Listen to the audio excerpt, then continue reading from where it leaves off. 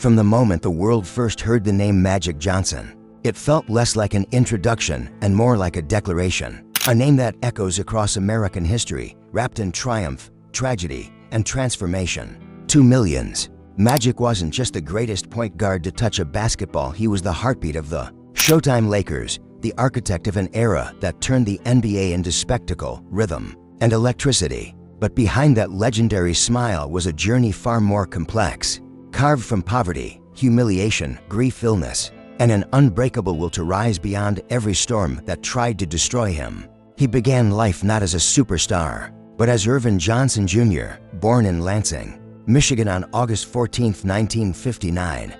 He grew up in a cramped home with 10 siblings, squeezed into rooms so tight that sharing beds wasn't a choice, it was survival. His father, Irvin Johnson Sr., split his life between the long, exhausting shifts at a General Motors plant and early morning garbage routes. His mother, Christine, scrubbed the classrooms of Lansing schools until her hands ached. Poverty wasn't an occasional visitor, it lived in their home, sat at their table, and shaped every hour of their day. But the deepest wound of Magic's childhood came not from hunger or cold, but from humiliation. Riding beside his father on those garbage routes, he heard the whispers before he saw the faces, children on porches snickering, then shouting the nickname that cut deeper than any insult he would hear later in life, Trash Boy. It followed him through the neighborhood, into school, and straight into the fragile heart of a young boy who only wanted to help his father. Magic would later admit that the sting of that name lived inside him far longer than the smell of the garbage ever did. His school years offered little relief.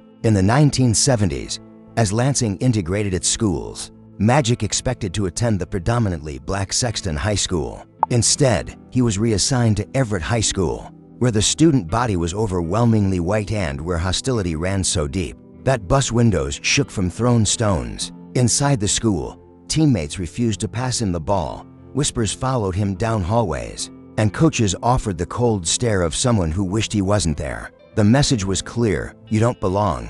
But the court, the silent, frozen concrete behind his neighborhood, never turned away. Before sunrise, while Michigan winter winds cut through his jacket, Magic practiced alone. His breath fogged the air, his fingers numbed. But here, he was seen. Here, he mattered. Every dribble, every shot, every no-look pass was born from the determination to carve a place in a world that tried to push him aside. And in 1973, the first true spark of destiny appeared. At 15, in a dusty high school gym smelling of sweat and varnish, he recorded a performance so unreal: 36 points, 18 rebounds, 16 assists that a local reporter stared at the stats and whispered the name that would follow him for life: Magic. The young Irvin froze when he heard it. His mother, Christine, cautioned him gently, reminding him that only God performs magic. But the world embraced the name, and from that moment forward, the boy who was once mocked as Trash Boy now carried a title far bigger than he ever imagined. Yet destiny wasn't done shaping him. In 1976, tragedy struck with a force that reshaped his soul. Reggie Chastain, his closest friend and the only teammate who passed him the ball when others refused, died in a car accident at only 18. Magic was shattered. Reggie had been the one person who believed in him before the world did. After the funeral, Magic often stood in front of Reggie's empty locker, whispering promises into the silent metal. That grief didn't break him, it fueled him. When Everett High won the 1977 state championship, Magic lifted the trophy toward the sky, dedicating the victory to his lost friend. When Magic arrived at Michigan State University in 1977, he carried with him every painful memory, every whispered insult, every cold morning he practiced alone. Under the demanding leadership of Coach Jude Hefkett, Magic developed discipline, strength, and an unshakable sense of purpose. And in 1979, he met Larry Bird and Indiana State in a historic NCAA championship showdown that would become one of the most iconic games in college basketball history. Magic led Michigan State to victory, solidifying his status as a rising phenomenon. Entering the NBA in 1979, Magic stepped into a world of bright lights and higher stakes. Some players doubted him.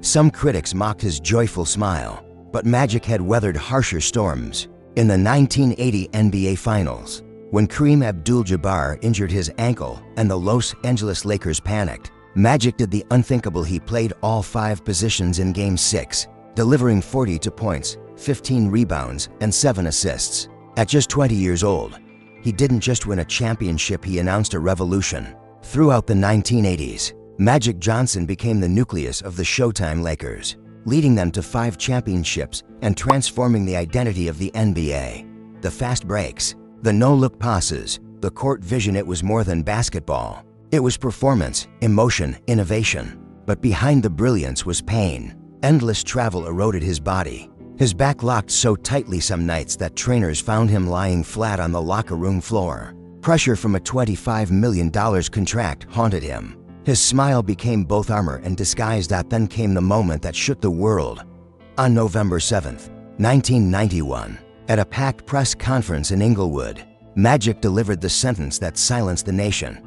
Because of the HIV virus that I have attained, I will retire. Shock tore across the sports world. In an era clouded by misinformation and fear, HIV was seen not as an illness, but a death sentence. Some players refused to take the court with him.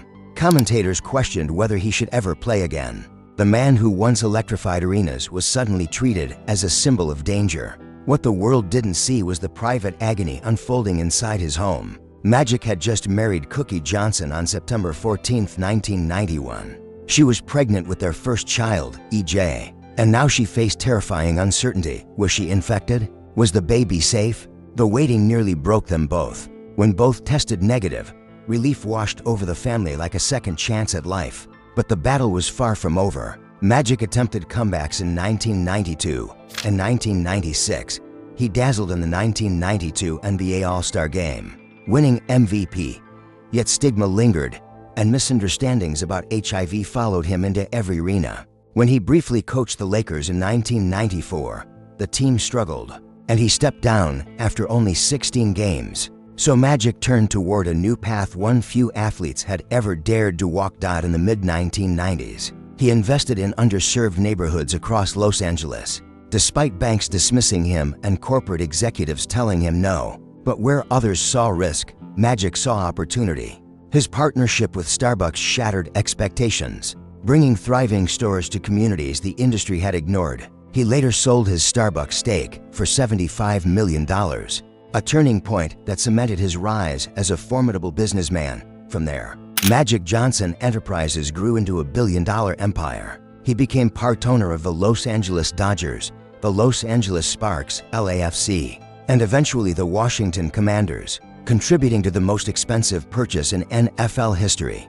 The boy once mocked on a garbage route was now a business powerhouse, with a net worth surpassing $1.5 billion. Yet even with immense success, life delivered more storms. His son EJ Johnson came out as gay in 2013, with honesty and courage. Magic struggled at first not because he rejected EJ's truth, but because he feared the world would hurt him. Guided by Cookie, Magic learned, listened, and grew, becoming one of the most supportive celebrity fathers in the LGBTQ community. Their bond today is stronger than ever. In 2018, Magic's daughter Eliza Johnson survived a horrifying home invasion. Running barefoot through the streets of Los Angeles, she escaped with her life by mere seconds. When Magic heard her trembling voice describe the terror, something inside him collapsed. No amount of money, fame, or power could protect his children from every shadow. That night changed him forever. Then came the losses that struck at the foundation of his life. He said goodbye to Dr. Jerry Buss, the visionary owner of the Lakers who believed in him from the start. Years later, in 2023, he lost his father, Irvin Johnson Sr., the quiet pillar of strength who taught him how to work, how to love, and how to endure. Losing both men hollowed him in ways championships could never fill. Today, at 66, Magic lives a disciplined life marked by resilience. Each morning begins with medication taken at the same exact time, followed by exercise that pushes through chronic pain and decades of joint damage. His homes in Beverly Hills, Dana Point, and Palm Springs stand not as monuments to wealth, but as symbols of survival. His philanthropy stretches across HIV awareness, education, community development, and youth empowerment. His life reminds us what it truly means to endure, what it means to rise not from comfort, but from hardship, not from privilege, but from relentless persistence. Magic Johnson's journey isn't just a sports story. It's a testament to human resilience and the power to rebuild your life again and again. If his story moved you, please like, share, and help inspire others with the strength he continues to show every day. Thanks for watching.